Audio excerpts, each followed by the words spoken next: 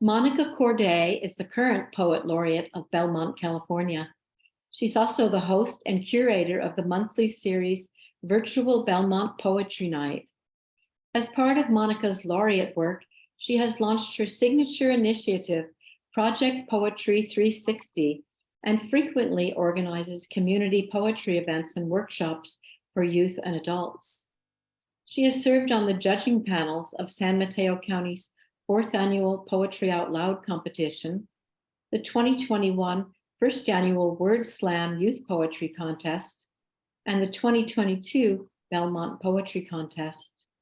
Her poetry has appeared in both print and online venues, such as the New Verse News, Filoli Winter Haiku, San Francisco Public Library's Poem of the Day, and Speak Poetry. Monica has been a featured poet at diverse Bay Area poetry venues, including the most recent South Asian Literature and Arts Festival, or SALA 2022.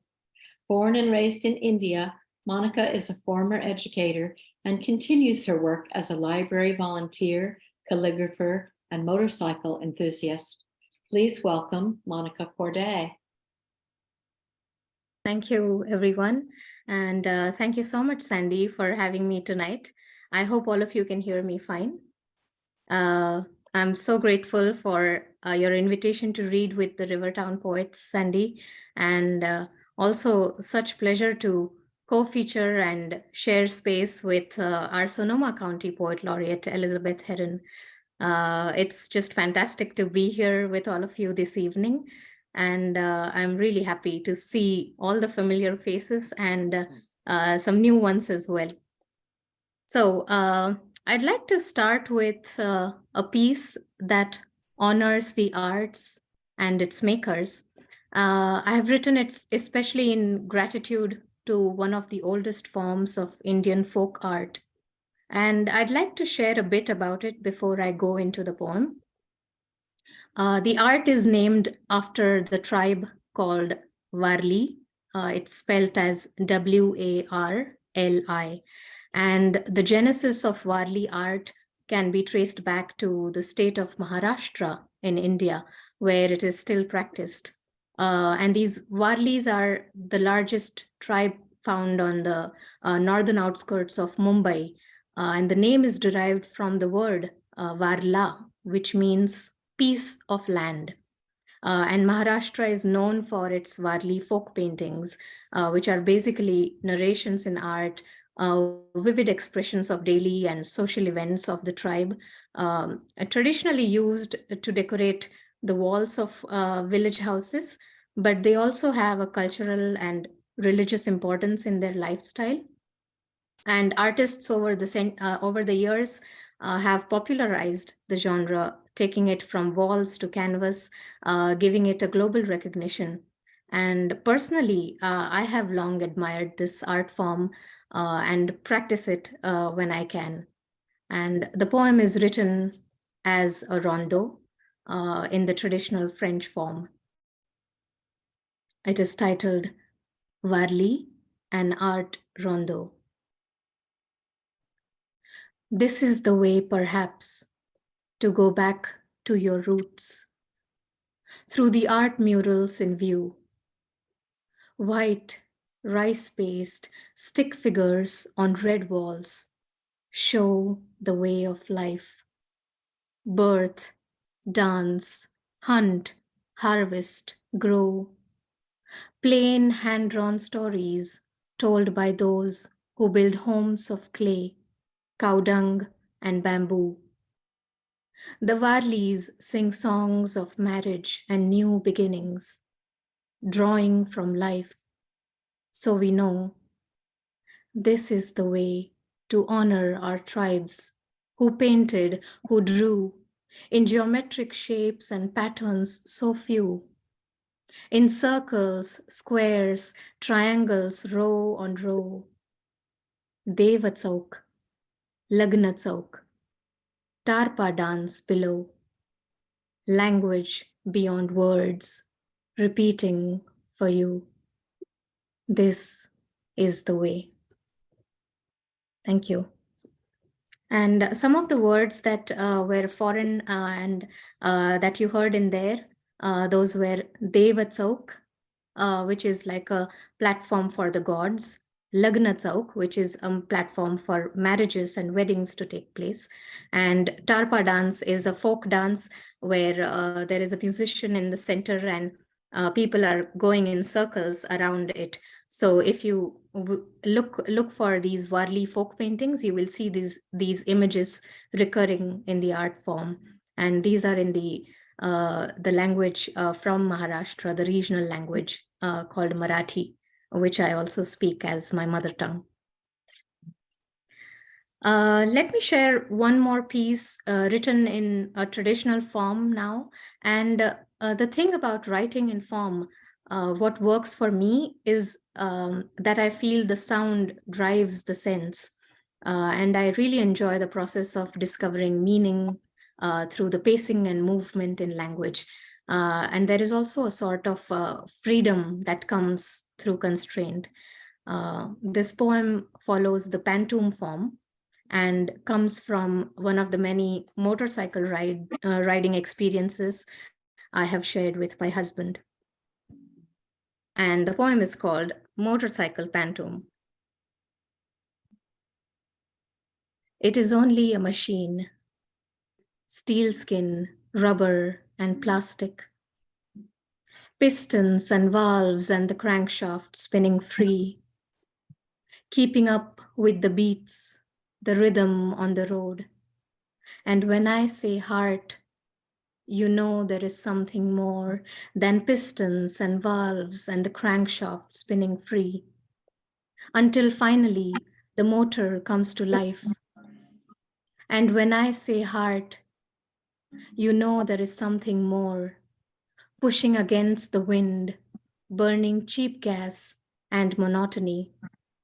Until finally, the motor comes to life. When I say love, you know it will carry us through, pushing against the wind, burning cheap gas and monotony. The smell of a dead skunk and breath fogging up our faces. When I say love, you know it will carry us through the desert, wind howling like a mad woman, the smell of a dead skunk and breath fogging up our faces. Nothing romantic about being on a motorcycle with the desert wind howling like a mad woman. And still, we ride for the pleasure of going. Nothing romantic about being on a motorcycle. But then, when I say life, you know what it is made of. And we ride for the pleasure of going, keeping up with the beats, the rhythm on the road. When I say life, you know what it is, made of steel skin, rubber, and plastic. Is it only a machine? Thank you. Thanks, everyone. I'm so glad you're with me on this journey. And switching gears, my poetry often draws a lot from the natural world, and I'd like to offer this piece that evokes the local landscape from a season gone by. And the poem is called California Autumn. Soft turning light, slow fading fireflies, and low ebbing hours. Beyond this, everything is more enhanced. The ivory plumes of the ever-invading pampas, the reddening poison oak that tenaciously holds on, the unfurling sinewy branches of the manzanita. Everything beyond me is clawing its way through life.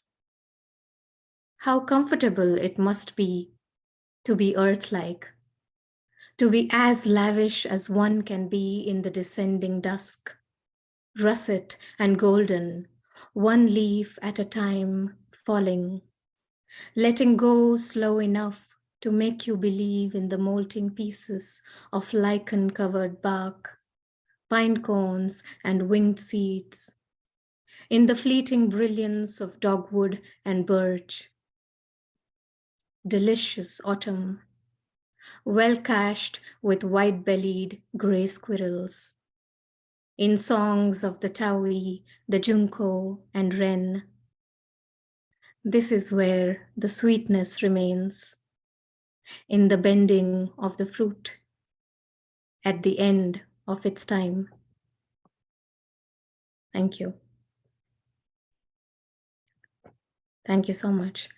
I'll dive right into my next piece.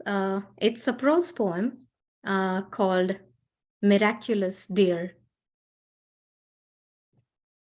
Inside Yosemite, a man has just emerged from behind his viewfinder, and he steps away from the shadow of the towering monolith. He breathes warmth into his hands, turns off his digital single-lens reflex camera, and for a moment stands still to watch the last light fade into the cloudless sky.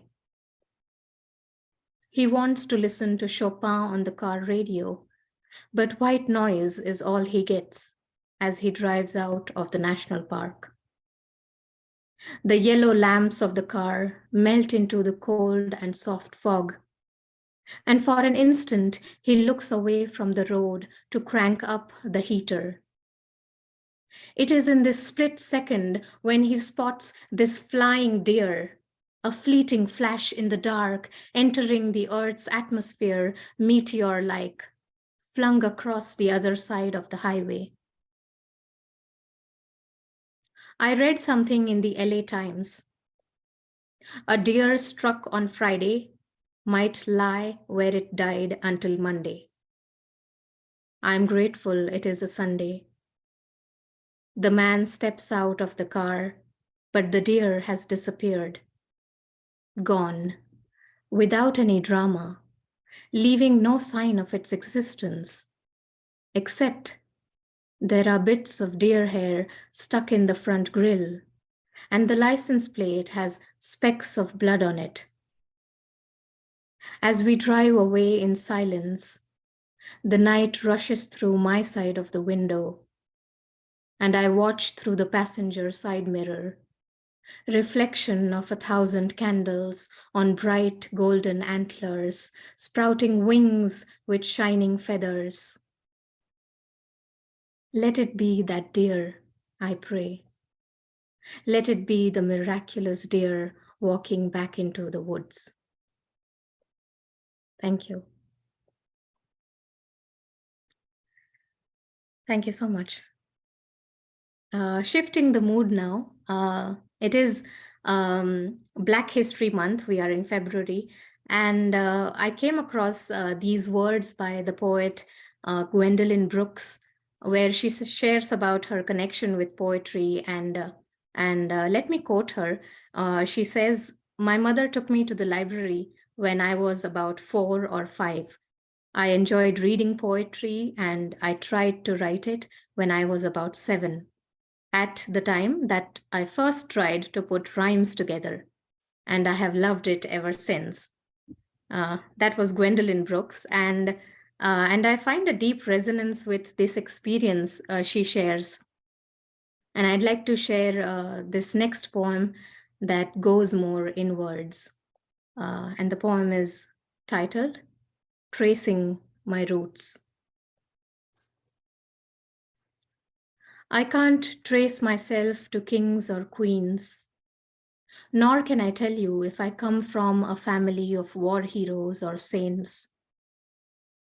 What if I say I come from a root word, having my own existence, but yielding and strong enough to shape a language, to create new meanings?